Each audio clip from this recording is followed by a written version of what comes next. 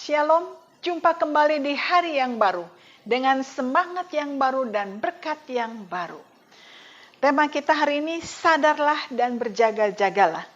1 Petrus 5 ayat 8 dan 9 berkata, sadarlah dan berjaga-jagalah. Lawanmu si iblis berjalan keliling, sama seperti singa yang mengaum-aum dan mencari orang yang dapat ditelannya. Lawanlah dia dengan iman yang teguh, sebab kamu tahu bahwa semua saudaramu di seluruh dunia menanggung penderitaan yang sama. Ini penegasan firman Tuhan, bukan saja kepada umat zaman dulu, tapi sampai hari ini kepada semua orang percaya ditegaskan, diingatkan akan firman Tuhan ini. Yaitu yang pertama, sadar dan berjaga-jaga.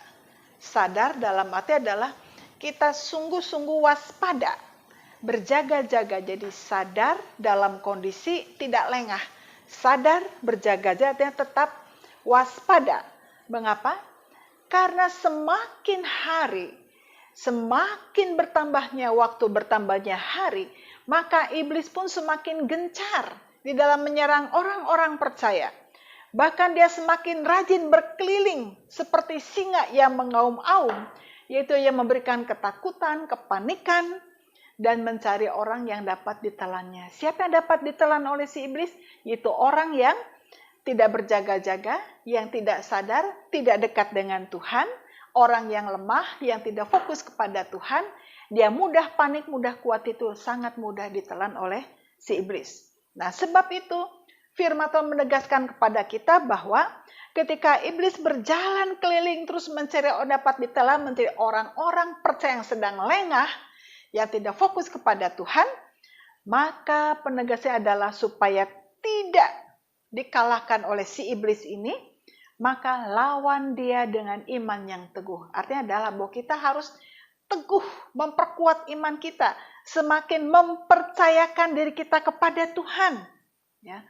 Mengapa? Karena begitu banyak tantangan, penderitaan, penganiayaan.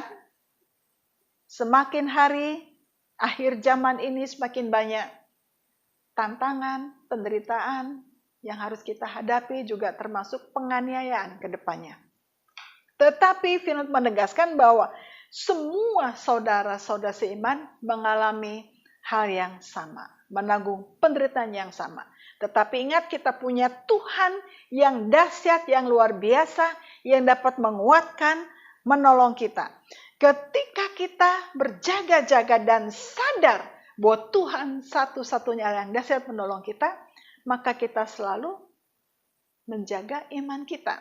Selalu sadar, berjaga-jaga, dan ingat lawan dengan iman yang teguh. Bagaimana kita punya iman yang teguh? Kita tetap percaya kepada Tuhan. Selalu hidup di dalam doa, hidup dalam firman Tuhan.